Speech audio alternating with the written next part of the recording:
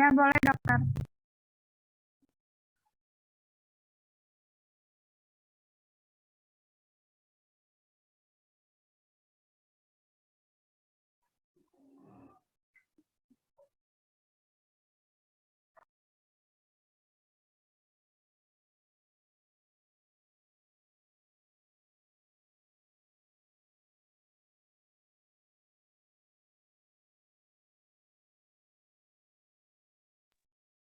Baik, selamat siang.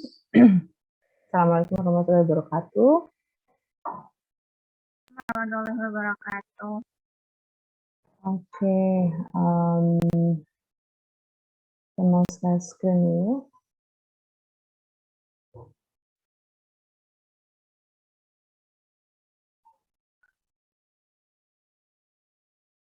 Apa sudah bisa dilihat? Sudah, Dok.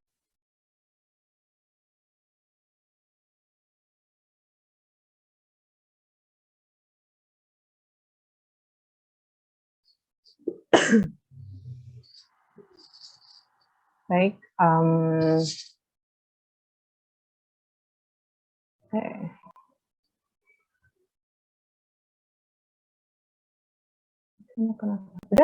dilihat ya? Salah tekan nih kayaknya. Sudah, Dok. Sudah ya?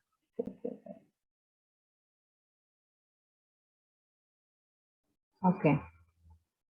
Baik, dalam mata kuliah ini saya diberikan amanah gitu ya untuk menyampaikan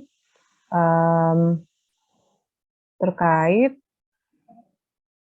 penyakit ya pada unggas yang disebabkan oleh beberapa bakteri patogen yang dimana relasi utamanya adalah di saluran pernapasan ya, khususnya di saluran pernapasan bagian atas. Nah, ada 3 penyakit yang cukup penting ya terkait dengan itu karena sampai saat ini penyakit-penyakit ini juga masih sering ditemukan gitu ya. Apa saja? Yang pertama adalah kolera, kemudian ada CRD atau chronic respiratory disease, kemudian ada coryza ya atau SNOT ya. Saya harap kalian semua masih ingat di mana sebenarnya mata kuliah penyakit-penyakit ini sudah kita pernah bahas ya waktu di semester 4 di penyakit bakterial dan mikal ya, di mana ketiga penyakit ini sudah kita pelajari sebelumnya gitu. Nah, baik. Nah, sebenarnya kenapa sampai saat ini memang industri perunggasan gitu ya merupakan suatu industri yang cukup menjanjikan gitu ya, karena memang banyak manfaat gitu ya yang dapat diperoleh dari sisi apa namanya biaya atau komoditi, beberapa komoditi yang memang menjanjikan gitu ya. Selain dia juga panennya cepat ya, khususnya untuk ayam pedaging maupun ayam petelur ya, kemudian juga harganya murah, kemudian juga ongkos pengelolaannya rendah dan relatif aman bagi kesehatan. Maksudnya di sini adalah beberapa penyakit yang memang ada yang zoonosis, tetapi juga apa namanya namun dibandingkan dengan beberapa penyakit-penyakit yang lain, untuk penyakit pada unggas ini memang tidak banyak yang bersifat zoonosis.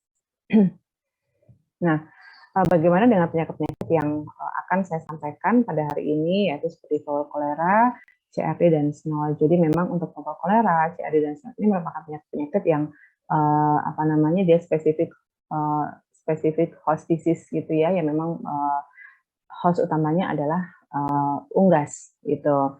Jadi ketiga penyakit ini merupakan penyakit yang menyerang saluran pernapasan pada unggas. Nah, tentu saja selalu kalau misalkan ada suatu penyakit itu pasti ada faktor predisposisinya. Nah, ketiga penyakit ini merupakan penyakit yang faktor predisposisi utamanya adalah stres, gitu ya. Jadi memang ini biasanya penyakit-penyakit ini akan muncul pada kondisi stres, bisa sebagai primary infection, bisa sebagai secondary infection, gitu. Jadi bisa sebagai penyakit utama atau bisa sebagai penyakit ikutan, ya. Nah, tentu saja kalau kita ngomongin apa namanya pemeliharaan ya pada khususnya pada peternakan unggas ya, yang pasti berkaitan dengan apa namanya yang menyebabkan stres itu adalah pertama manajemen pemeliharaan, yang kedua adalah iklim ya atau cuaca. Nah, kedua hal ini akan saling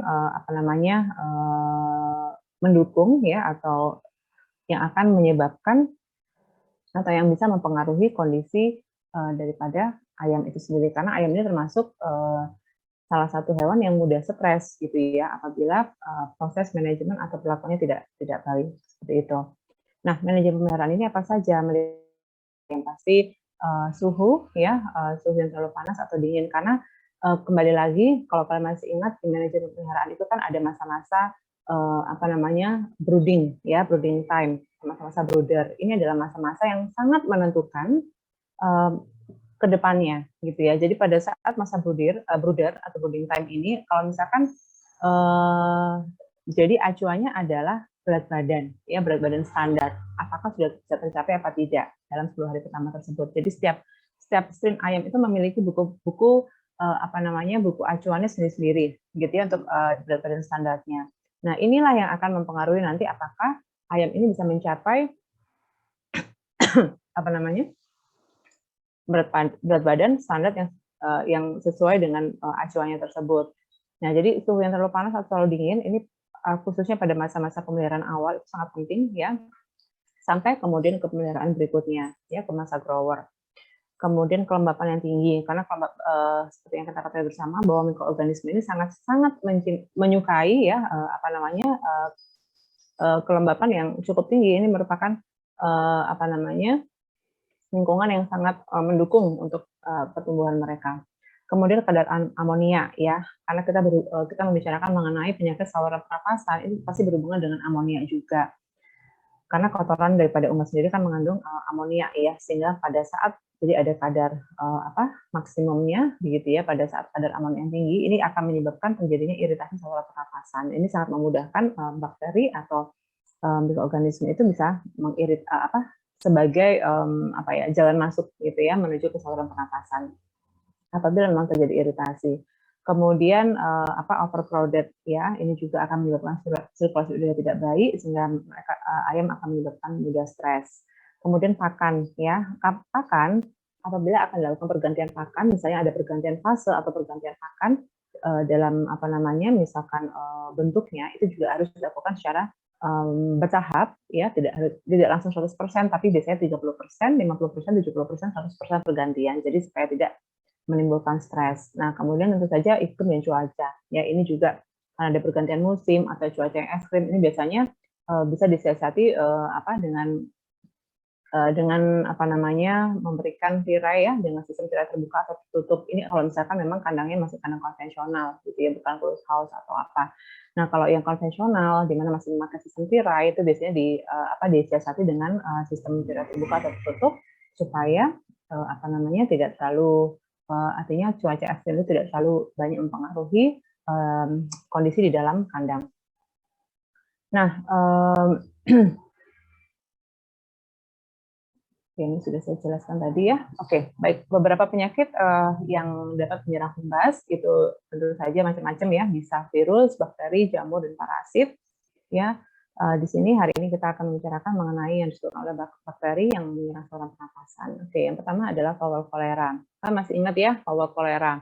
Kalau di Indonesia dikenal dengan nama kolera unggas, gitu ya. Jadi Vowel cholera ini merupakan penyakit yang sampai saat ini banyak ditemukan ya di Indonesia, karena memang kondisinya yang mendukung ya untuk bakteri ini dapat terus berkembang, khususnya di saat di industri perunggasan di perkandangan yang memang manajemennya kurang baik khususnya. Nah, ada beberapa nama lain yang sinonim daripada penyakit ini ya, ada avian cholera atau avian hemorrhagic septicemia. Kalau kalian masih ingat dulu ada penyakit juga SI atau hemorrhagic septicemia pada kerbau, karena memang ini disebabkan oleh yang sama ya, bakteri yang sama tapi serotipnya berbeda ya. Jadi nama lainnya adalah avian cholera, avian fasciculosis, avian hemorrhagic septicemia.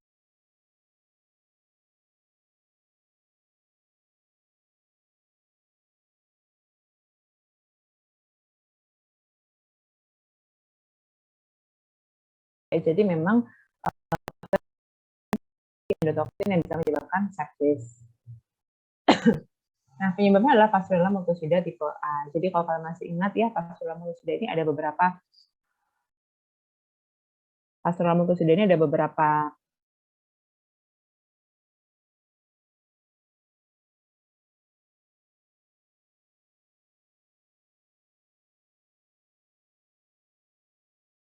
beda dengan yang menyerang pada kerbau atau sapi. Karena ini memang mereka host specific disease. Jadi memang penyakit ini memang host specific disease, artinya walaupun sama-sama penyebabnya adalah Pastorella multocida, tapi karena berbeda serotype, jadi yang type A tidak bisa menyerang pada yang menyerang sapi atau kerbau seperti itu. Jadi yang tipe A ini hanya menyerang unggas seperti itu.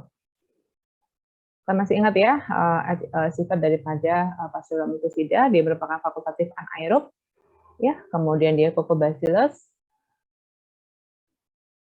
ya, bipolar, berkapsul, kemudian gram negatif. Ya, jadi Pastorella multocida ini dia gram negatif. Kalau dilihat di bawah makroskop, ya dia gram negatif berbentuk batang pendek atau Coccobacillus, jadi bukan batang panjang, ya dia batang pendek short rod gitu, kemudian memiliki bipolar, ya bipolar ujung-ujungnya seperti ada kapsul kecil seperti itu, kemudian fakultatif anaerob.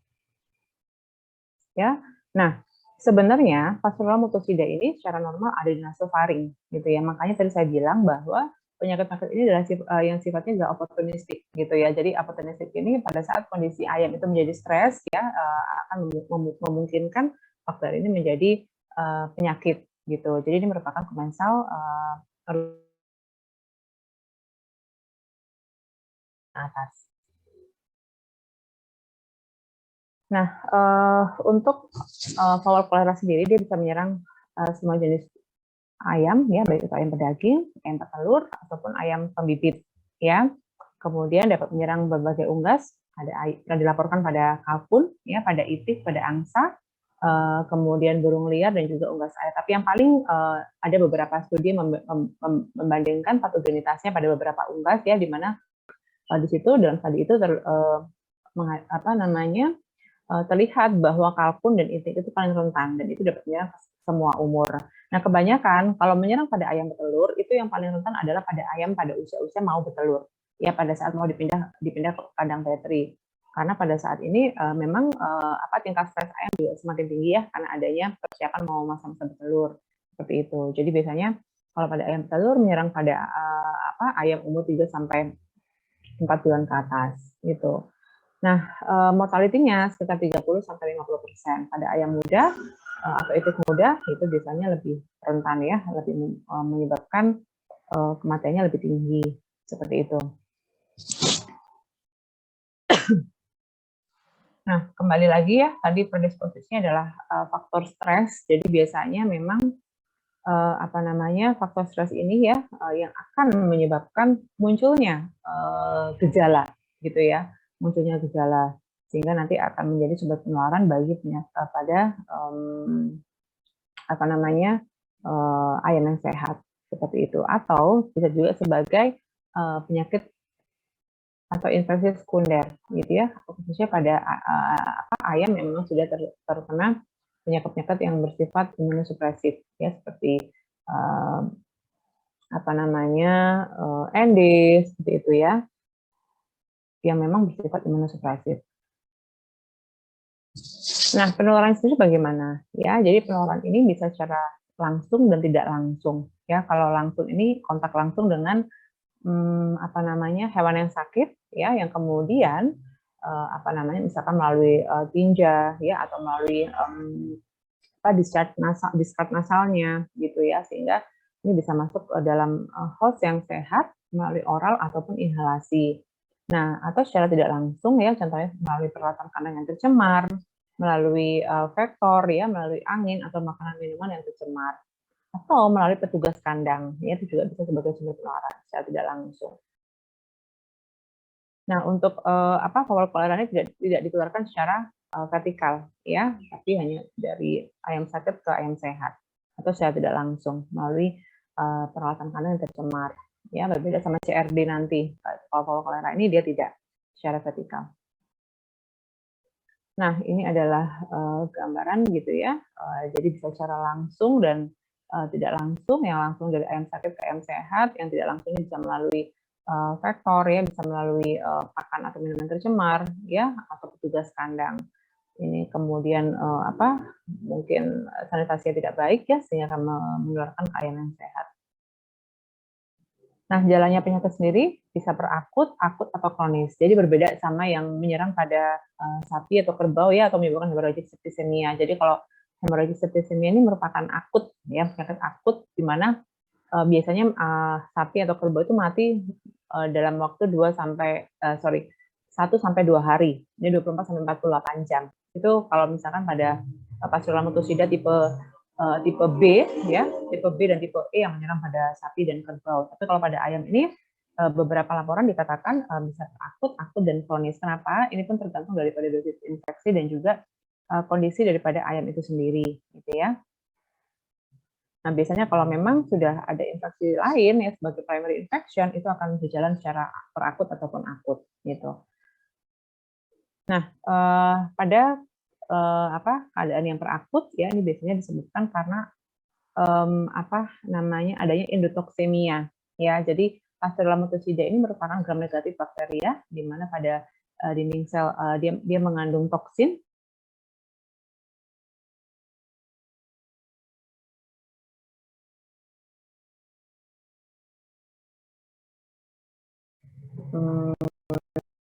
pada saat dia lysis ya, endotoksin ini akan berperan ya untuk menyebabkan kerusakan.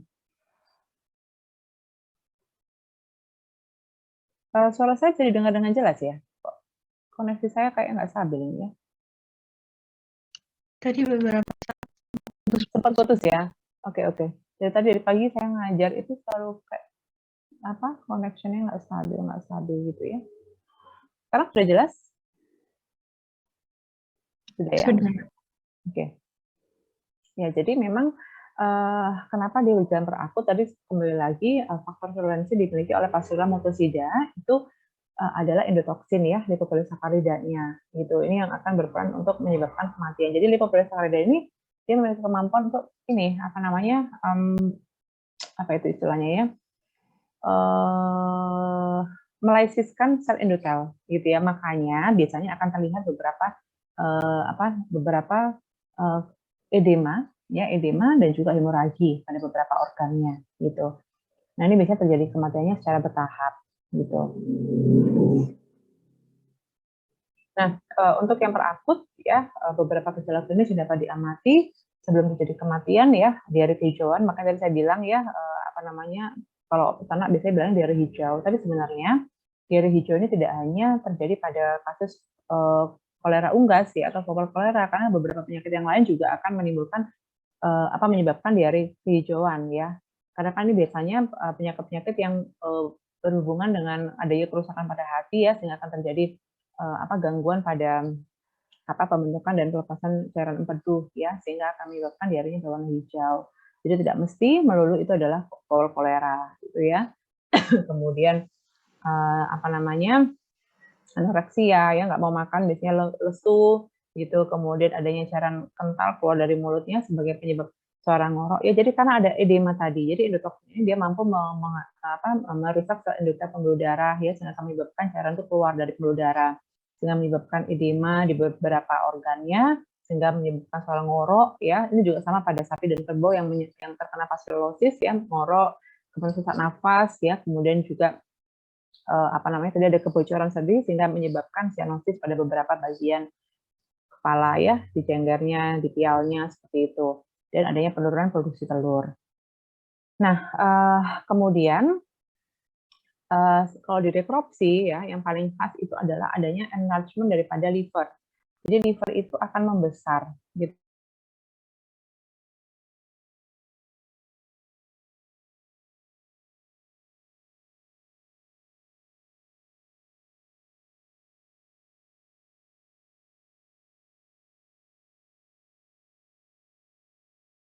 Gitu kan, namanya septisemia ya, artian septisemia hemorrhagic septisemia, karena memang menyebabkan sepsis dan hemorragi di beberapa organ. Nah, ini beberapa gambaran yang amati dengan terdiagnosa fowler cholera gitu ya, sehingga kebiruan, pemenuhan pembuluh darah, kemudian pialnya juga membengkak. Nah, ini juga diare hijau, walaupun ini bukan sebagai yang patognomis untuk fowler cholera ya, karena beberapa penyakit juga akan menyebabkan seperti ini, ya. Kemudian biasanya ngelentruk seperti ini, gitu ya, lesu. Nah, untuk yang kronis ya, masa inkubasi sekitar 4-9 hari, ya biasanya ada pembengkakan pada salah satu atau kedua pial. Terus juga ada sinovitis, ya, artritis, kemudian di persendiannya juga ada pembengkakan. Dan ada yang vertikolis juga, jadi mirip-mirip sama ND, gitu ya. Nah, biasanya Pasteurella ini, gitu ya, Pasteurellosis pada unggas ini, tidak, artinya begini.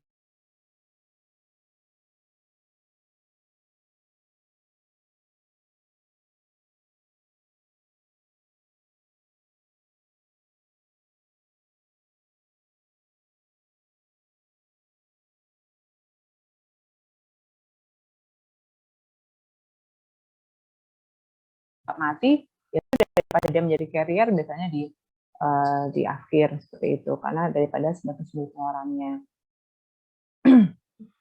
Nah, kalau misalkan pembengkakan pial tadi gitu ya dibuka di nekropsi gitu, dilihat akan ada terjadi epidural perkecuan seperti ini.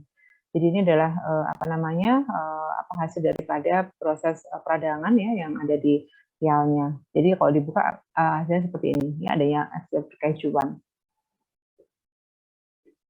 Nah, ini perubahan pasca mati ya atau PA-nya gitu ya. Jadi kalau pada bedah bangkai akan dijumpai berbagai bentuk pendarahan seperti ada jantung, hati,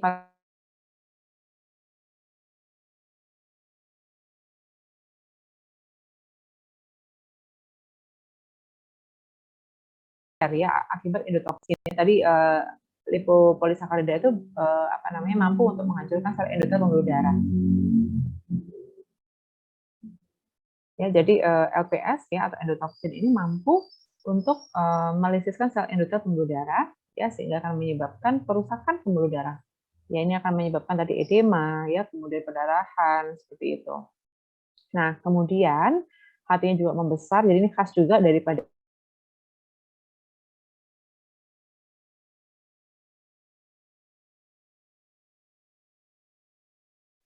jadi salah satu ini hatinya membesar kemudian adanya nekrosis multifokal seperti ini. Dan ini ada pendarahan di beberapa organ seperti itu. Nah, ini ya. Nah, ini sampai kayak memenuhi rongga abdomen ya karena membesar. Nah, pada kondisi yang kronis ya ditemukan artritis seropurulen ya pada persendian, kemudian bursa sternalisnya juga sama, telapak kaki ya, jadi adanya keradangan ya, dan juga pada dari cairan-cairan yang dalam intravaskular keluar gitu ya, tidak adanya edema. Nah, ini gambaran sinovitis ya yang menyebabkan ayam lumpuh gitu ya, lentruk tadi karena adanya sinovitis. Kemudian pada ususnya juga mengalami pendarahan ya. Jadi seperti ini ya, ini biasanya bisa disertai dengan penyakit-penyakit yang lain seperti contohnya koksidiosis ya, ini juga biasanya bisa bersama-sama menginfeksi. Nah, bagaimana mendiagnosanya ya? Jadi diagnosanya ini tentu saja dari anamnesa ya, biasanya ini kalau suatu ini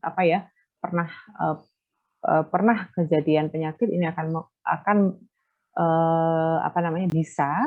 bisa muncul lagi gitu ya. Kemudian dari gejala klinisnya ya, kemudian perubahan patologi anatomisnya, histopatologinya ya, dan isolasi identifikasi. Nah, ini jadi diagnosa itu ada diagnosa berdasarkan diagnosa klinis sama diagnosa laboratoris ya. Biasanya diagnosa laboratoris ini dilakukan untuk meneguhkan diagnosa secara klinis ya, karena kalau diagnosa klinis sama berdasarkan perubahan patologis tadi ya, walaupun ada beberapa yang patognomis artinya khas gitu ya, tetap apa namanya, karena ada diferensial diagnosa tadi ya, ada diagnosa banding, sehingga memang biasanya diperlukan adanya diagnosa laboratoris ya dengan apa namanya isolasi identifikasi atau mungkin dengan uji serologis atau mungkin dengan pemeriksaan molekuler itu bisa. Ya, jadi apa saja yang kita perlu ambil kalau kita mau melakukan isolasi identifikasi? Bisa kita ambil dari organ-organ tadi yang mengalami perubahan. Ya, jadi jangan ngambil organ yang masih bagus ya, karena akan menyulitkan untuk melakukan isolasi identifikasi. Jadi diambil dari organ yang memang mengalami perubahan, bisa dari jantungnya, livernya, ya, ginjalnya. Ya, biasanya juga di ginjal pun juga sama, mengalami kerusakan ya atau nekrosis seperti itu.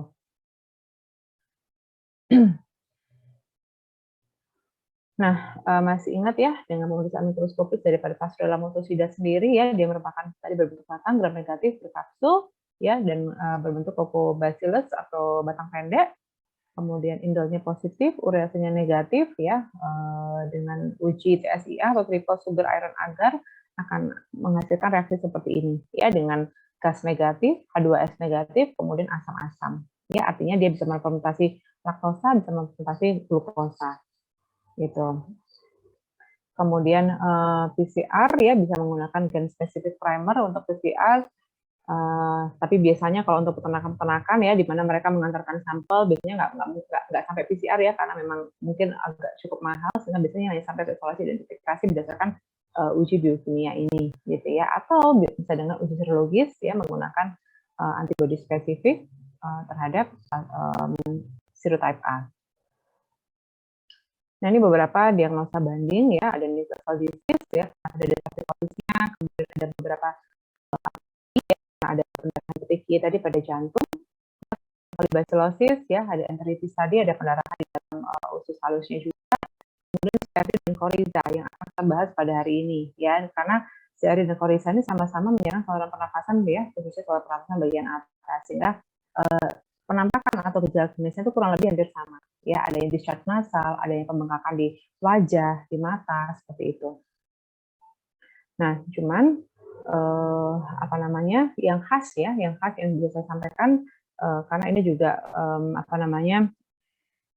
yang sering dilaporkan gitu, yang paling khas adalah terjadi pembengkakan di liver tadi dengan nekrosis multifokal nekrosis pada liver. Itu yang khas yang biasanya terjadi pada kasus kolera. Seperti itu. Nah, untuk pengobatannya sendiri walaupun sebenarnya tidak sarankan karena memang ini akan menyebabkan hewan itu menjadi karier ya, tapi ada beberapa antibiotik yang memang masih menjadi pilihan biasanya, yaitu beberapa antibiotik ada tetracycline ya, ada golongan sulfa, streptomycin, erythromycin, enrofloxacin dan ciprofloxacin, dan sampai sekarang ini beberapa obat ini yang masih menjadikan pilihan ya apabila ada kasus yang diduga adalah wabah kolera. Nah, kembali lagi adik-adik, tentu saja perlu adanya usaha pencegahan gitu ya. Jadi ada vaksinasi yang saat ini sudah ada, yaitu vaksinasi bivalen ya, bivalen inaktif yang dikembangkan dari isolat lokal, yaitu BCC 2331 dan DY2, di mana ini merupakan inaktif ya. Artinya inaktif ini dia merupakan vaksin yang mati atau kill vaksin gitu ya, di mana proses aktivasinya menggunakan formalin ya. Nah, ini menggunakan emulsi alhidrogel. Ya, biasanya kalau masih ingat ya, mungkin di mata kuliah imunologi itu pemberian vaksinasi di mana lalu kalau yang inaktif diberikan adjuvan gitu ya, supaya nanti releasing vaksinnya itu bisa bertahap. Nah, ini bisa diberikan secara subkutan ya pada umur 10-14 minggu pada ayam dan umur 6-8 minggu pada kalkun. Kemudian 4 minggu berikutnya dilakukan booster. Ya, jadi memang biasanya ini karena yang paling sering yang terjadi itu adalah pada ayam-ayam petelur ya, pada saat ayam-ayam mau pindah ke kandang bateri gitu ya, karena itu pada masa-masa mereka mengalami stres. Ini biasanya vaksinasi pertama dilakukan pada umur 10 minggu. Nah, pencegahan yang dilakukan ya selain dengan vaksinasi tentu saja ini yang paling penting adalah biosecurity. Jadi walaupun divaksin pun misalkan kondisi apa namanya ya, manajemen kandangnya juga kurang baik ya, ini akan meningkatkan resiko terjadinya outbreak daripada penyakit ini gitu ya. Jadi memang biosecurity itu sangat penting sekali ya. Kalau kalian pernah masuk ke peternakan itu kan pasti ada ya, kalian masuk harus disemprot ya, kendaraan masuk harus disemprot, itu merupakan salah satu tindakan biosecurity. Simpanan pakan ini paling penting ya, supaya tidak lembab ya, karena kalau misalnya pakan lembab ini juga mudah sekali tercemar jamur ya, sehingga jamur ini juga akan menjadi primary infection dan akan memudahkan secondary infection daripada kolera. Kemudian juga pemberantasan vektor ya dengan insektisida. Nah, kembali lagi ini ya, kadar amonia ya seperti itu. Ini merupakan suatu usaha ya, seperti apa namanya, untuk meminimalisir kondisi stres daripada ayam seperti itu ya, karena memang penyakit ini predisposisinya adalah stres. Oke, kemudian yang kedua adalah CRD ya. Kalau dari namanya aja, CRD ini adalah chronic respiratory disease ya, artinya memang penyakit ini bersifat kronis ya. CRD ini sampai sekarang juga masih menjadi penyakit yang luar biasa, menjadi momok ya, atau menakutkan bagi beberapa peternak unggas gitu ya, karena memang biasanya penyakit ini tidak berjalan sendiri, tapi berjalan bersama-sama dengan bakteri yang lain yang disebut dengan CRD kompleks. Jadi CRD kompleks, kalau kalian pernah dengar ya istilah CRD kompleks ini, artinya adanya apa itu, infeksi yang tidak hanya CRD tapi bersama-sama dengan E. coli gitu ya. Jadi CRD bersama-sama dengan E. coli yang disebut dengan CRD kompleks. Nah, sebenarnya kalau CRD saja ya yang menginfeksi sendiri itu apa namanya, mortalitasnya rendah gitu, tapi morbiditasnya cukup tinggi gitu ya. Tetapi kalau sudah bersama-sama dengan E. coli, nah ini akan meningkat mortalitasnya. Nah, biasanya apa namanya, kalau apa namanya itu, gejala yang biasanya muncul gitu ya. Jadi kalau tadi itu flu kolera itu yang diserang itu adalah biasanya yang kelihatan sekali adalah adanya ngorok ya, adanya edema dan pembesaran liver.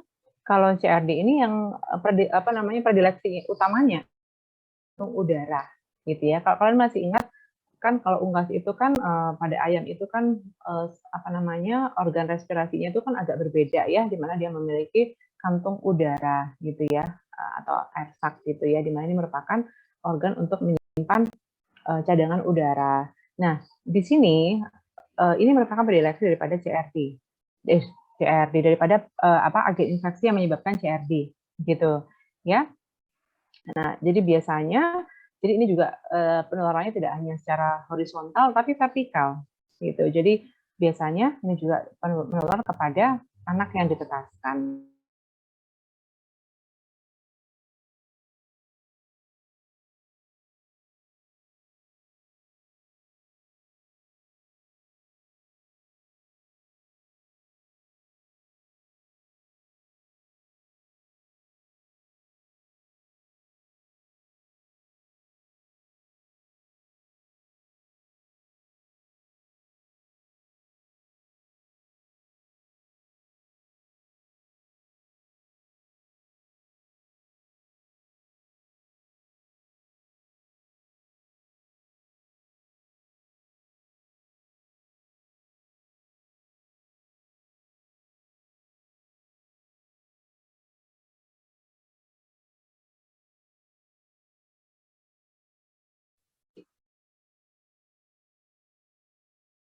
Saya kepental ya.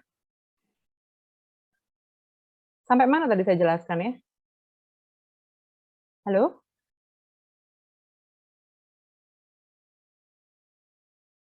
Halo? Iya, dokter. Tadi saya mana saya hilang kepental ya? Saya tiba-tiba lost connection. Masih di CRD.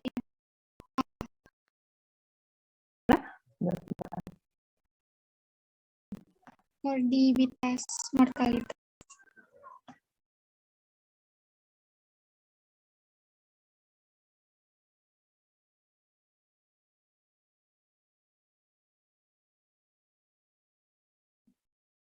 Ya, betul. Ya, dokter. Oke. Ya, jadi ya, Oke. Ya, jadi CRD ini biasanya dia tidak berjalan sendiri, gitu ya. Dia biasanya akan bersama-sama dengan penyakit yang lain. Tapi yang paling banyak adalah bersama E. coli. Jadi kalau kalian pernah dengar nama CRD kompleks, ya, CRD kompleks itu artinya dia CRD bersama dengan Colibacillosis, gitu. Nah, ini sendiri sebenarnya kalau CRD saja mortalitasnya cukup rendah, tapi morbiditasnya cukup tinggi dan menyebabkan kerugian ekonomi ya, karena akan terjadi produktivitas yang menurun. Nah, apalagi kalau sudah sama Colibacillosis, maka akan meningkatkan tingkat mortalitasnya. Nah, ini juga menyebabkan imunosupresif ya, sehingga akan memudahkan penyakit yang lain bisa masuk. Nah, penyebabnya adalah Mycoplasma gallisepticum. Gitu. Jadi kalau kalian masih ingat ya, di semester 4, gitu ya, di mana Mycoplasma ini merupakan prokaryotik terkecil, dia bersifat pleomorfik karena dia tidak memiliki dinding sel, gitu ya. Jadi dia tidak memiliki dinding sel. Makanya kalau misalkan yang ayam yang diduga terkena Mycoplasma atau CRD itu tidak disarankan untuk pengobatan menggunakan golongan penisilin, gitu ya, karena memang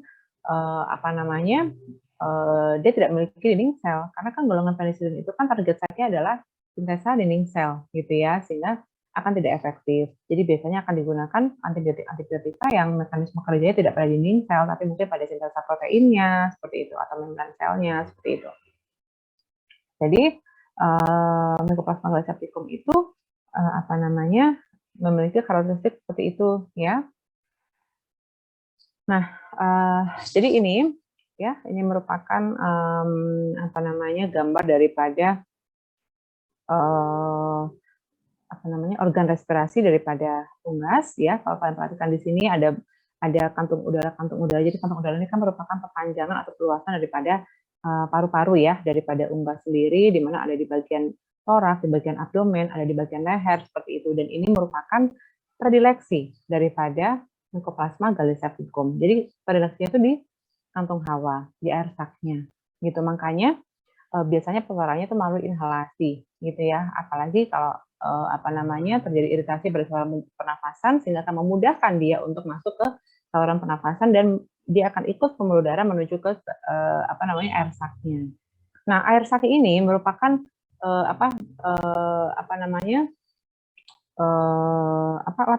lapisan selnya tuh tipis gitu ya, dan sedikit pembuluh darah.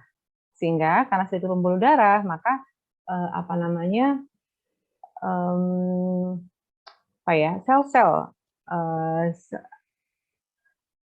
sel-sel imun ya, seperti contohnya sel-sel darah putih seperti itu ya, yang bersirkulasi di di peredaran darah ya, maka juga semakin sedikit gitu ya yang menuju ke air sak, karena memang pembuluh darahnya di sana sedikit gitu. Dan sehingga ini juga organ yang memang sangat rentan gitu ya, sensitif terhadap adanya infeksi seperti itu.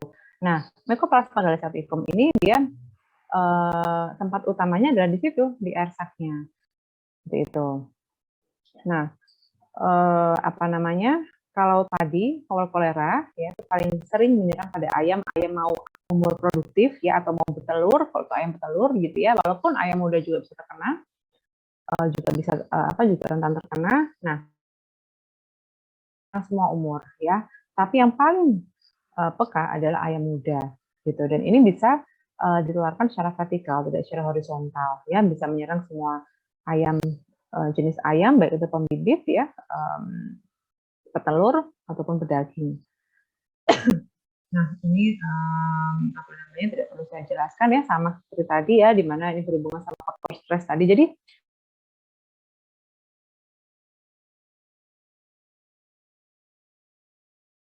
air saknya tadi, apabila kondisi ayam itu masih bagus ya, tidak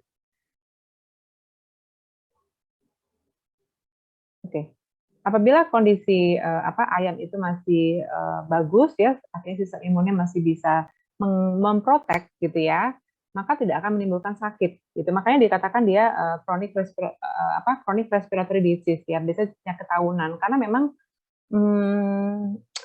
dia akan menjadi sakit apabila ayam itu betul-betul dalam kondisi yang tidak bagus sistem imunnya gitu. Nah, makanya biasanya ini berhubungan sama manajemen tadi ya, seperti kelembapan, ya, kurang ventilasi, kadar amonia ini paling penting sekali. Kemudian kepadatan ternak. Nah, terus beberapa kegiatan kalau nanti kalian PKL ya waktu koas, mungkin nanti pada saat kalian mengikuti kegiatan di sana seperti potong paru ya atau dibikin, terus vaksinasi. Nah, itu biasanya akan diikuti dengan pemberian vitamin gitu ya, multivitamin itu tadi untuk supaya ayam itu kan pasti stres ya, supaya nanti kondisi sistem imunnya menjadi membaik gitu ya, karena stres tadi sehingga diharapkan tidak ada penyakit yang masuk setelah itu gitu. Jadi untuk meminimalisir adanya stres. Nah, ini ya tadi mungkin hubungannya sama kualitas udara yang tidak baik ya, seperti tadi kadar amonia yang tinggi itu bisa mengiritasi. Jadi ada batas maksimal untuk kadar amonia yang tinggi itu akan mengiritasi saluran pernafasan, sehingga ini akan menyebabkan nanti partikel-partikel debu itu akan masuk ya, tentu saja apabila ada mikroorganisme di situ, itu akan menjadi portal entry-nya daripada mikroorganisme.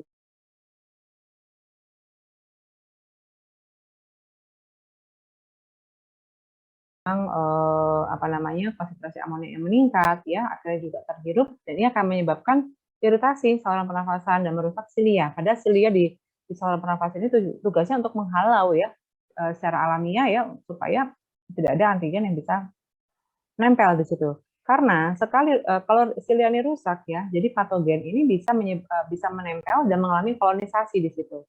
Kalau dia sudah mengalami kolonisasi di situ, ini akan menyebabkan dia memudahkan dia semakin banyak gitu ya, semakin banyak di situ dia masuk ke dalam melalui jaringan mukosa tersebut.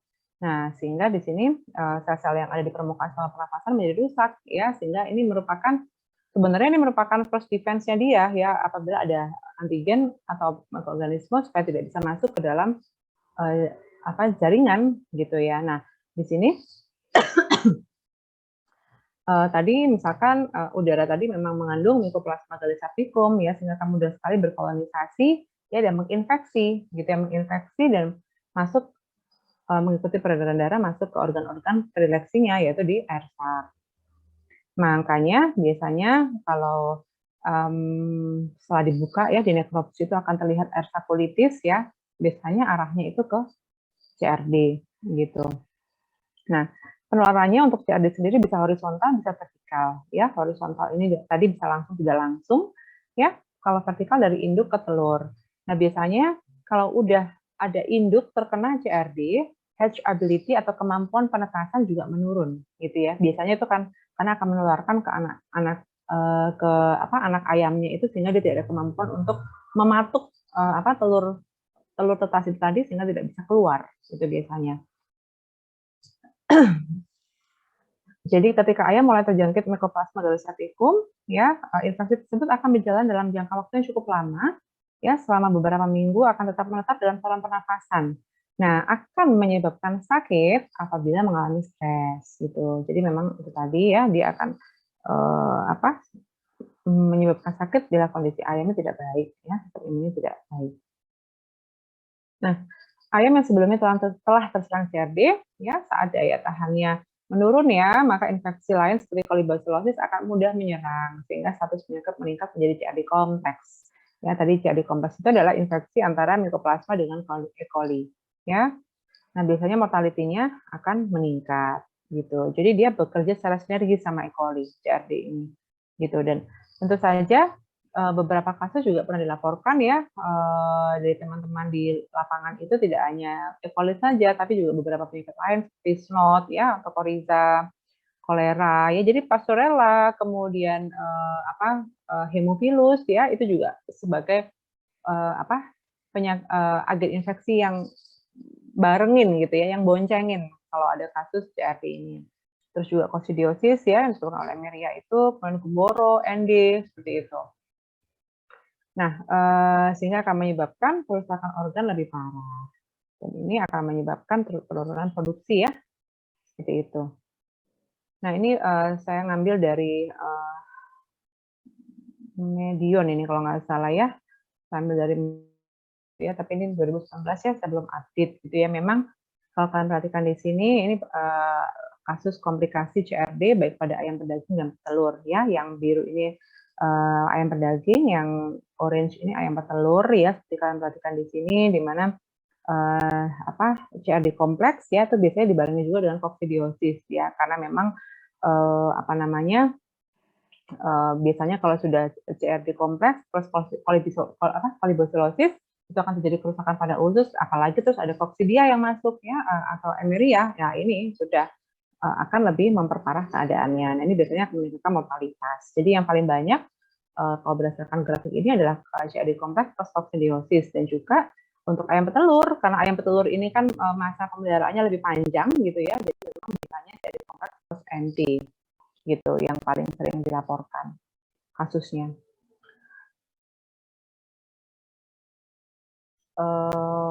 Untuk kadar amonia ya, kadar amonia, jadi biasanya para peternak sudah punya ya, sudah memiliki alat pengukur ya untuk amonia sendiri, untuk amonia meternya, untuk mengetahui kadarnya gitu. Jadi kalau udah lebih dari 15 gitu ya, biasanya memang 15 sampai 20, tapi biasanya mereka mengambil rataan bawah gitu ya, di mana 15 ppm. Ini harus segera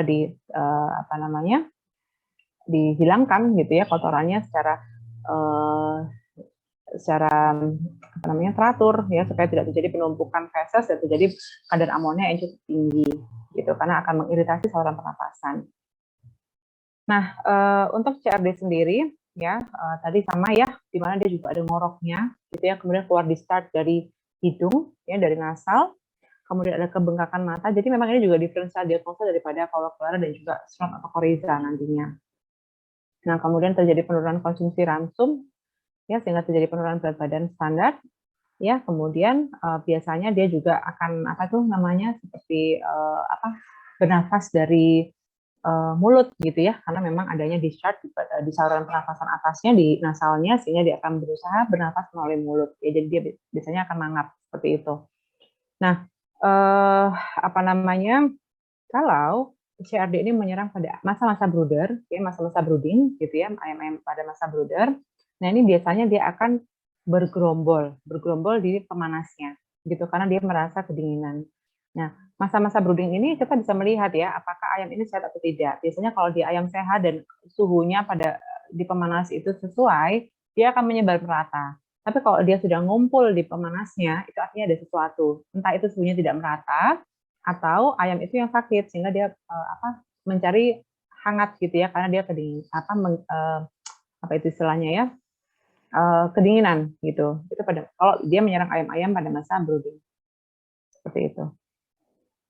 Nah, kalau di hatchery biasanya kalau misalkan ayam itu ditetaskan dari ayam pembibit yang memang terkena CRD, ya biasanya hatchability-nya atau daya tetasnya itu menurun. Gitu. Kalau hatchability yang bagus itu sekitar 85-90%. Nah, jadi kalau misalkan terjadi penurunan yang cukup besar ya, ini biasanya CRD juga bisa menyebabkan itu ya, sehingga terjadi kegagalan menetas ya, karena dia tidak memiliki tenaga untuk mematuk rabangnya. Gitu. Kemudian juga sinusitis ya, sama dengan kolera tadi ya. Kemudian juga adanya diare ya, karena juga biasanya bersamaan dengan kolibasilosis. Nah, ini ya biasanya ayam akan membuka mulutnya karena dia susah bernafas, jadi dia akan berusaha bernafas lewat mulut. Nah, terus juga ada kebengkakan pada sekitar mata. Ini sama persis sama nanti snot coryza. Jadi memang mirip-mirip gitu ya. Cuma kalau coryza atau snot itu kalau dibau ya, baunya itu lendirnya itu baunya asam. Jadi kayak ada bau asam. Itu khas yang dari coryza atau snot. Tapi kalau CRD ini nggak ada bau asamnya, tapi ada pembengkakan di sekitar bola matanya ini. Di mata, bisa unilateral, bisa bilateral gitu. Di sekitar matanya. Nah, ada discharge ya dari ingus, dari hidung maupun dari mata gitu. Nah, kalau ini ini juga tidak spesifik ya untuk CRT ya dengan diare berwarna merah, karena ini maksudnya campur dengan darah gitu ya. Nah, seperti ini di mana HbA1c-nya menurun ya, karena biasanya ini bisa disebabkan karena penurunan bisa karena dari induk yang memang terinfeksi Mycoplasma. Nah, kemudian juga sinovitis ya, sama kayak Pasteurella tadi, ya, sehingga dia tidak mampu berdiri itu. Nah, diare warna hijau juga ya.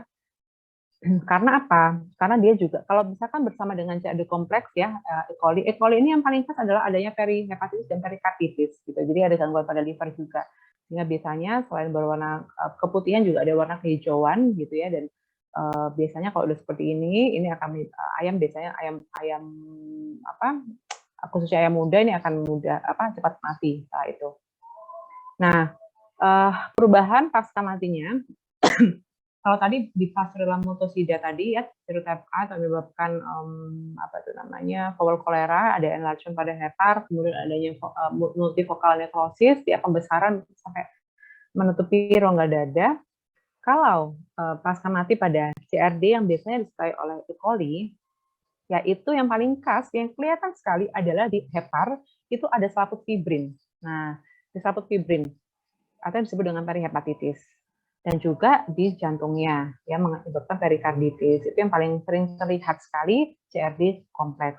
Yang paling khas lagi adalah air sakulitis. Ya, air saknya ini adalah keruh dan menebal, ya, karena adanya proses radang di situ. Karena itu adalah predisposisi daripada Mycoplasma, gitu ya.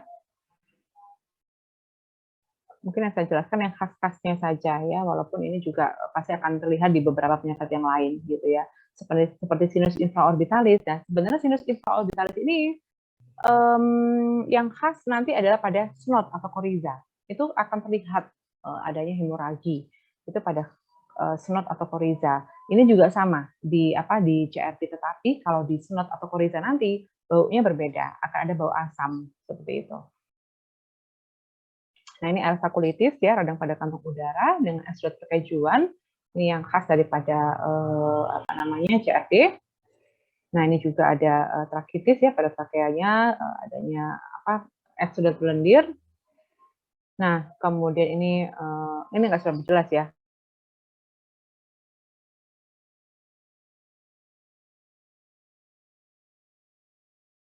Jadi di livernya, kalau tadi yang Pasteurella multocida tadi kan multifokal. Aduh, mulai lagi nih internet saya. Oke. Kalau tadi yang Pasteurella multocida tadi kelihatan pembesaran liver gitu ya dengan nekrotik multifokal. Kalau CRD ini yang khas biasa disertai dengan E. coli ya, atau colibacillosis, itu seperti ini, adanya selaput fibrin yang menyelimuti liver atau perihepatitis. Itu yang khas daripada ini ya. Seperti ini. Ini juga adanya perikarditis juga ya, tapi ini nggak coba jelas gambarnya. Ini karena jelas gitu. Oke, ini juga traketis ya, radang pada trakea, ya, adanya selaput lendir dan juga pendarahan. Nah, ini di rongga hidungnya kalau di nekropsi ya, ini normalnya seperti ini ya. Ini terjadi masa perkejuan ya, masa perkejuan seperti ini ya. Kemudian juga adanya pembengkakan ya, adanya pendarahan juga seperti ini. Jadi karena memang dia menyerang saluran pernapasan bagian atas. Ini ya, trakitis dan laringitis. Adanya trachea di sini. Nah, ini juga grafik ini saya ambil dari mana ya? Medion kalau nggak salah ya. Medion tahun 2019 ya. Belum terupdate ya, tapi CRD ini masih menjadi range penyakit ya, baik pada ayam pedaging maupun ayam petelur gitu ya. Karena dia sifat kronis gitu ya. Jadi nggak akan muncul gejalanya kalau dia nggak stres. Jadi makanya agak berbahaya juga karena dia akan bisa sebagai carrier nantinya. Kemudian diagnosanya bagaimana gitu tadi ya, dari gejala klinis. Tapi gejala klinis tadi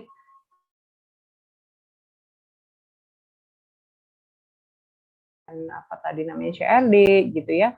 Nah, perubahan pasca matinya ada sedikit apa namanya yang membedakan gitu ya. Tadi adanya perikarditis, ada perihepatitis gitu ya. Kemudian apa namanya juga adanya penebalan kantong udara ya, atau arsakolitis atau peradangan. Itu bisa mengarah pada CRD kompleks gitu. Nah, pengobatannya karena dia tidak memiliki dinding sel, maka dicari drug of choice yang memang mekanismenya bukan yang menghambat sintesa dinding sel, tetapi biasanya bisa yang menghambat sintesa membran, atau sintesa protein, atau DNA, seperti itu. Nah, biasanya yang dipakai beberapa pilihannya adalah dari golongan quinolone ya, macrolide dan juga tetracycline gitu.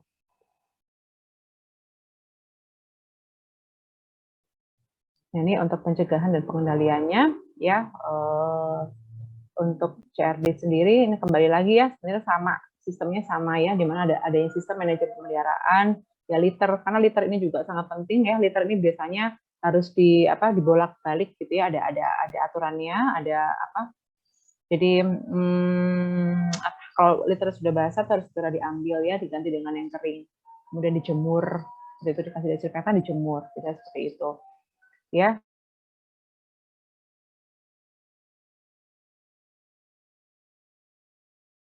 Kemudian sanitasi sempurna ya, biasanya itu harus ada kosong kandang. Jadi kalau misalkan ada sudah ayam sudah keluar mau ada check in gitu ya, nah ini biasanya harus ada kosong kandang kurang lebih 30 hari gitu, 2 minggu sampai 30 hari, 2 minggu sampai 1 bulan, untuk memutus siklus daripada mikroorganisme jika memang pernah ada penyakit di situ. Nah biasanya kosong kandang baru didesinfektan ya, baru kemudian boleh check in ayam masuk, ayam baru yang masuk. Kemudian ada standar ya kepadatan, karena memang kalau overcrowded tentu saja akan menyebabkan sirkulasi udara tidak baik sehingga ayam mudah stres. Kalau mudah stres itu gampang masuk. Nah, kemudian pengaturan satu tirai ya, saya sudah jelaskan, ini adalah untuk kandang-kandang yang memang bukan closed house ya, tapi kandang-kandang terbuka yang konvensional gitu ya, memang harus ada sistem namanya buka tutup tirai.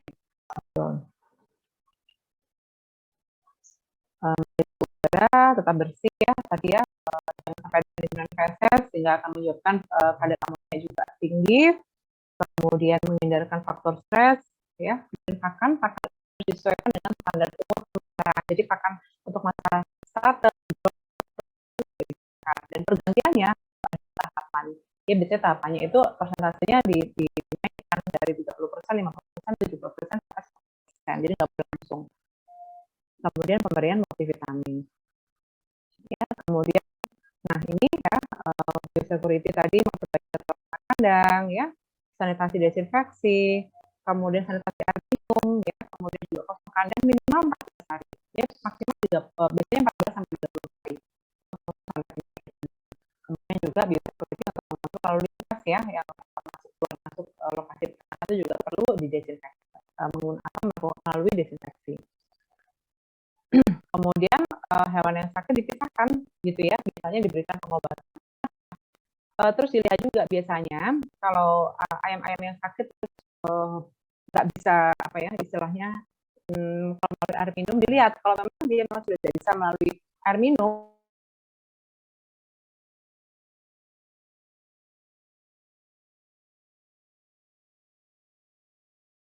kita tidak efektif.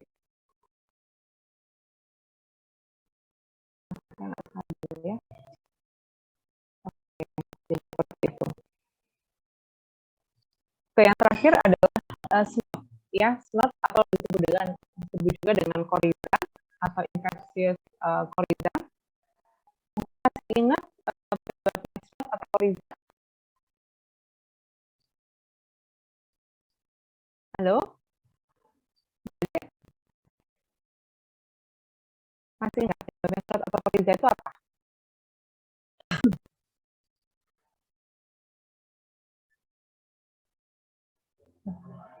Halo? Suara saya bisa dengar nggak ya?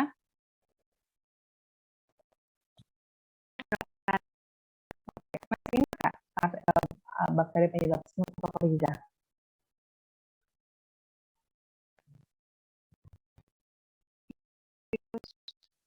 Bukan. Ya, Haemophilus.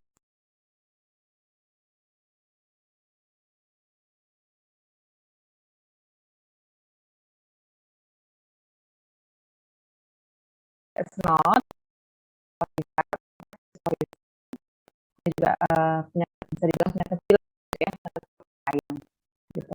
Penyakit pilek pada ayam yang juga punya semua jenis ayam, baik telur, daging maupun ayam kampung. Nah, di mana orbitalis. Jadi kalau tadi itu nasofaring gitu ya, komensal di nasofaring, Mozzarella. Kalau CRD tadi mycoplasma itu di air sac-nya. Kalau Coryza ya, Haemophilus ini di sinus infraorbitalisnya gitu. Nah, ini juga mobilitasnya tinggi.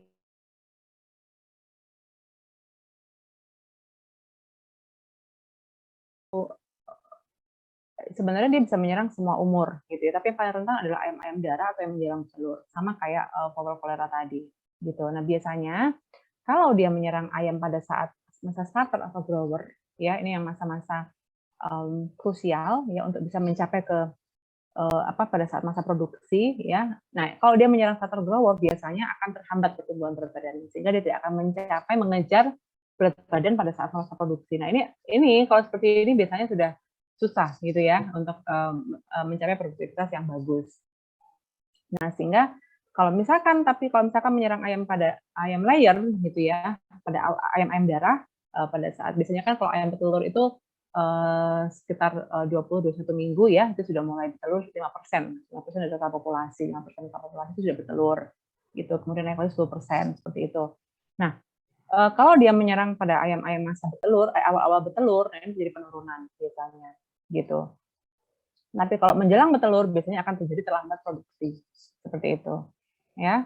Nah, kalau udah seperti ini akan meningkatkan angka akhir gitu. Makanya memang dia mortalitasnya rendah, nggak menyebabkan kematian sebenarnya, tetapi morbiditasnya tinggi dan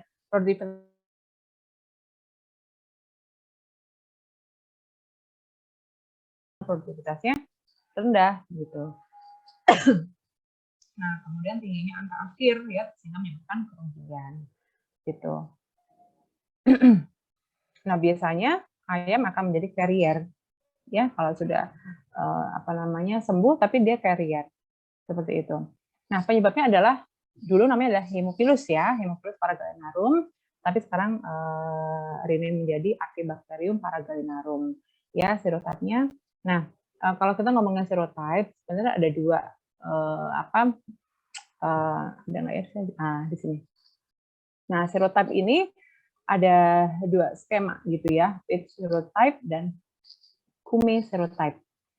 Ini namanya orang gitu ya. Saya nggak tahu Hume atau Kume, ini yang pasti nama orang gitu. Nah, di sini adik-adik ada ada 3 serotype ya yang berdasarkan page tadi ya, ada serotype A, B dan C gitu ya. Kalau yang Kume tadi ada 9 ya, 9 serogroup. Jadi 9 serogroup ini ada A1, A2, A3, A4, B1, C1, C2, C3 gitu. Jadi memang mereka kombinasikan ya. Ini berdasarkan dari antigen hemagglutinina gitu. Ya, jadi Actibacterium ini salah satu virulen faktornya adalah antigen hemagglutinina. Jadi biasanya kalau mau serotyping daripada Actibacterium ini menggunakan uji HI, gitu ya, menggunakan uji HI, menggunakan serum spesifik, gitu ya. Nah, jadi kalau di Indonesia sendiri yang pernah dilaporkan sudah ada 3 serotype ini, serotype A, B, dan C.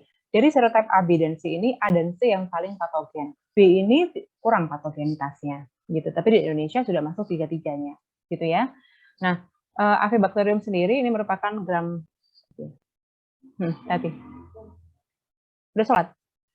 Oke. Gram negatif, gitu ya, non motil, ya, dan fakultatif anaerob. Nah, penularannya bisa secara langsung dan tidak langsung. Ya, sama tadi. Cuman tidak vertikal. Kalau tadi CRT, dia bisa secara vertikal. Nah, ayam sembuh biasanya jadi carrier gitu. Makanya penyakit ini akan selalu ada gitu ya, karena memang banyak yang carrier tadi. Seperti itu yang sebagai sumber penularannya. Nah, ini ya bisa secara langsung, tidak langsung. Gitu ya. Di ayam carrier dari laluan hidungnya ya. Kemudian masuk ke tubuh ayam yang sehat.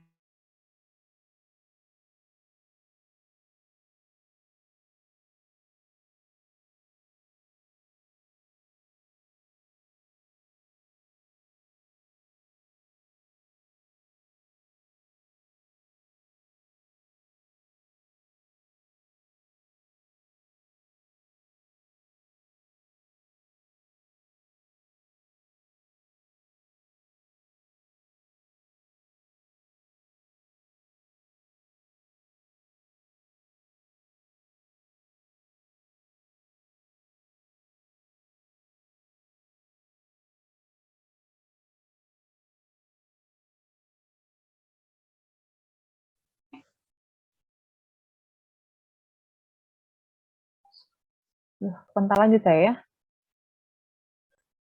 Sampai mana tadi ya saya? Maaf ya adik-adik ya. Nggak tahu nih kenapa nih IndiHome ini hari ini. Halo? Ya, dokter. Maaf ya. Sampai mana tadi saya? Yang nggak didengar dari mana tadi? Saya takut saya ngomong sendiri tadi nggak dengar gitu. Udah nggak dengar kalian.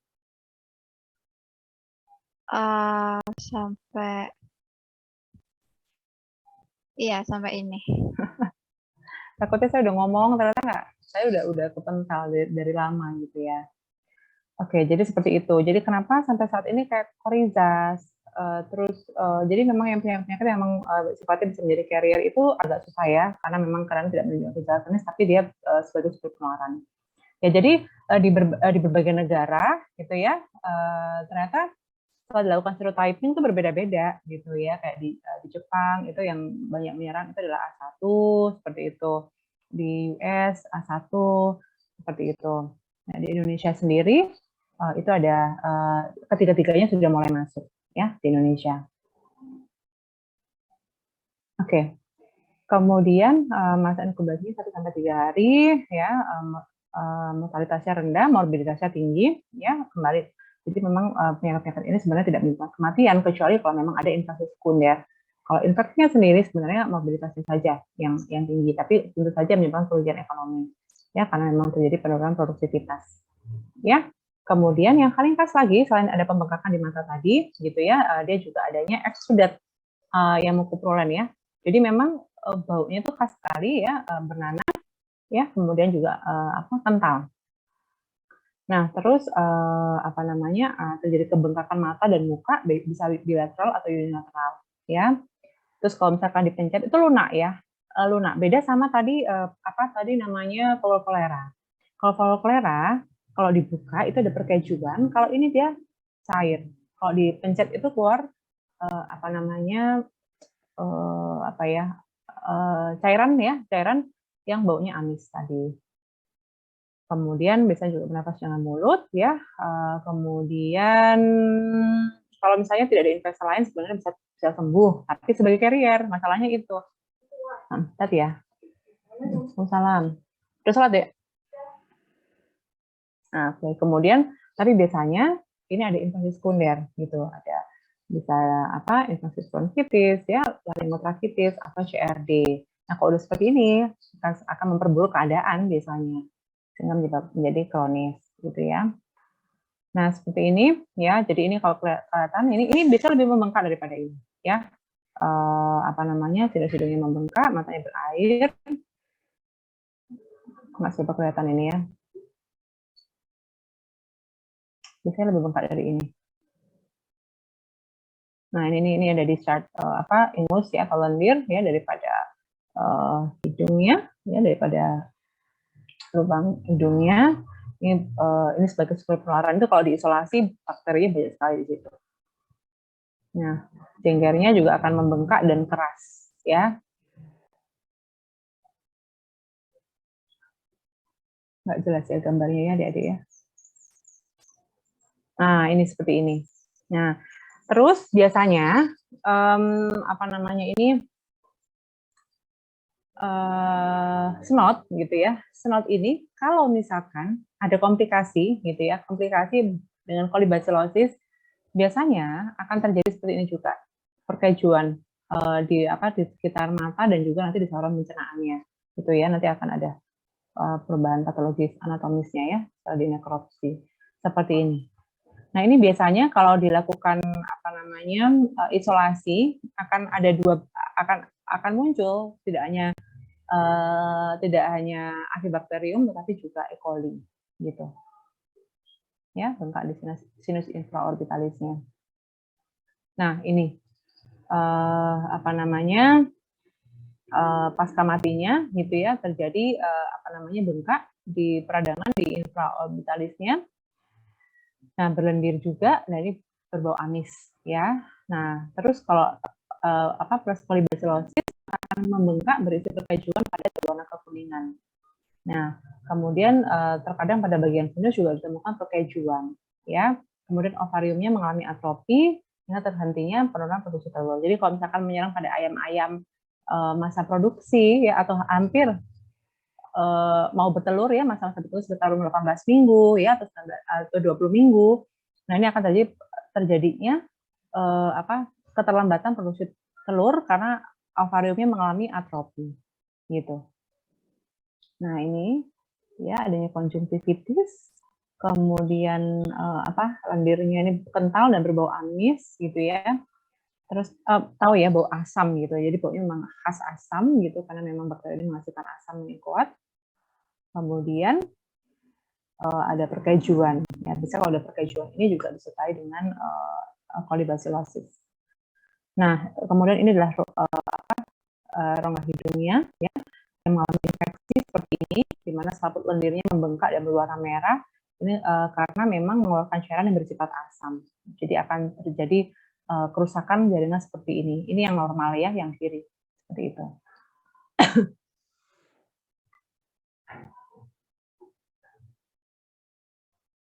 Nah, ini apa namanya di mana terjadi atrofi ya pada ovariumnya sehingga akan terjadi keterlambatan atau kegagalan produksi telur. Nah, biasanya vaksinasi pada umur 6 sampai 8 minggu jadi diulangi. Jadi diulangi pada masa-masa mau bertelur 16 sampai 18 minggu. Jadi ada 2 kali vaksinasi. Diagnosanya yang berdasarkan anamnesa ya dari mobilitas mortalitasnya tadi ya, kemudian biasanya juga paling sering menyerang pada ayam-ayam mau bertelur ya.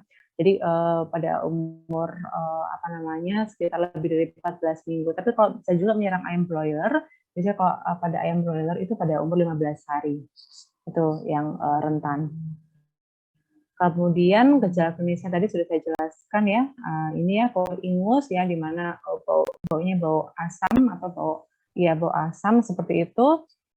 Kemudian ada bengkak. Nah, bengkaknya ini kalau dipencet itu lunak. Dan kalau dipencet itu akan keluar cairan dari mata sama dari hidungnya. Gitu. Karena memang yang dia paling banyak di sinus infraorbitalisnya. Nah, sampai saat ini ya untuk pemeriksaan laboratorisnya ya selain selain dengan uji serologis ya masih menggunakan untuk isolasi identifikasinya itu menggunakan media ya.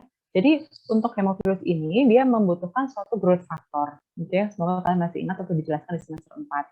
Ya, jadi ada beberapa yang harus diperlukan ya. Jadi dia membutuhkan suatu growth factor yang disebut dengan faktor V.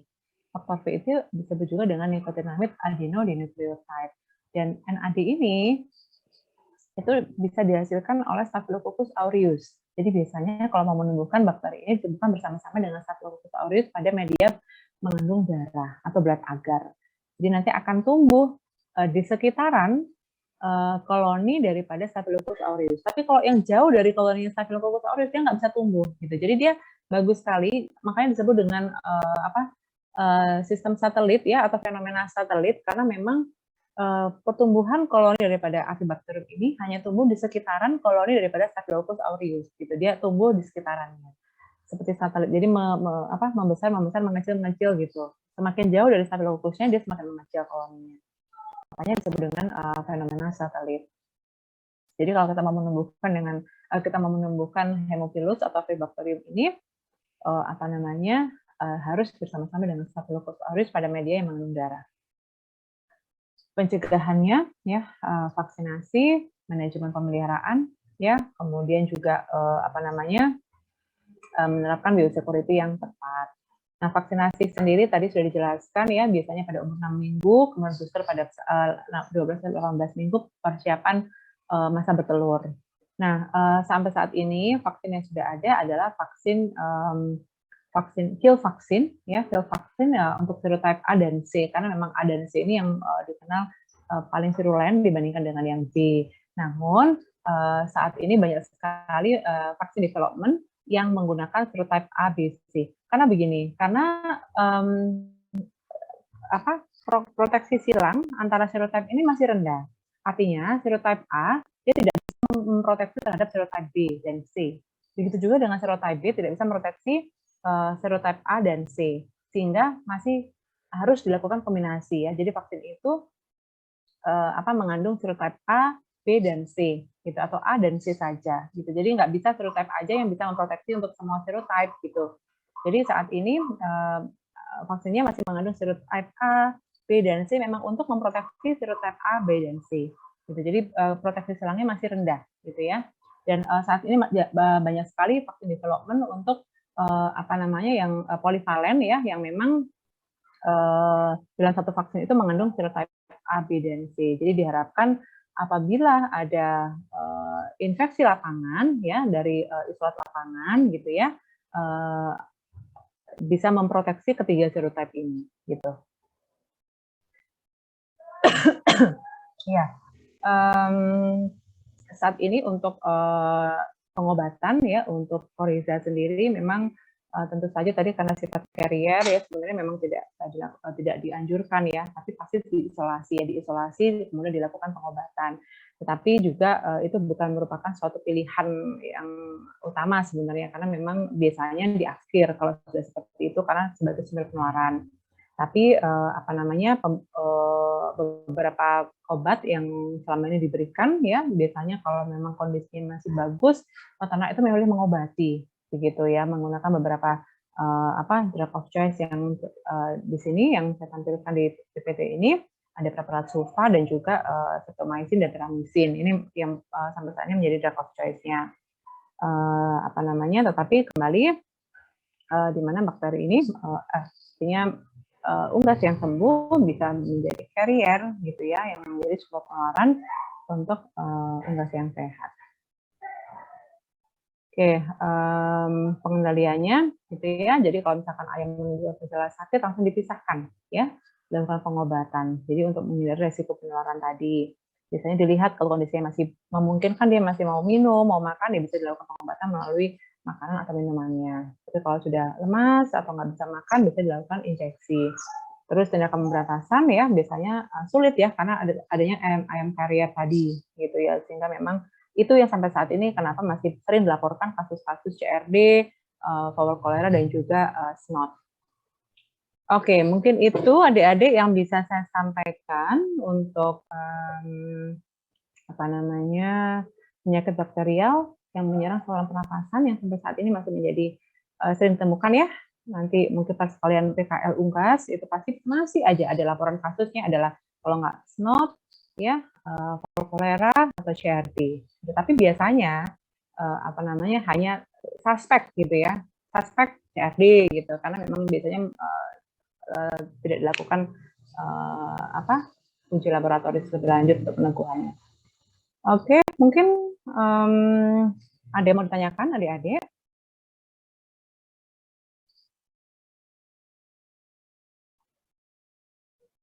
Oh, udah capek ya dari tadi pagi ya kuliahnya ya? Ya, aku dari tadi pagi, saya dapat jam 2, udah capek ya. PPT-nya belum saya kasih ya. Ini siapa komtingnya? Saya dokter. Oke, iya saya belum masuk ke aulanya MKU ya. Nanti coba saya upload di aula gitu ya. Oke, dokter. Iya. Oke, kalau memang nggak ada pertanyaan, mungkin bisa diakhiri ya. Sama saya juga dari pagi tadi, kalian juga dari pagi gitu ya. Mungkin ada yang udah capek ya. Pertanyaan bisa langsung ditanyakan melalui chat juga nggak apa-apa. Oke, baik. Kalau nggak ada pertanyaan, saya akhiri. Kurang lebihnya saya mohon maaf ya adik-adik. Semoga ilmunya bisa bermanfaat untuk bekal kalian nanti. Baik, akhir kata, wassalamualaikum warahmatullahi wabarakatuh. Waalaikumsalam warahmatullahi wabarakatuh. Terima kasih banyak. Waalaikumsalam warahmatullahi wabarakatuh.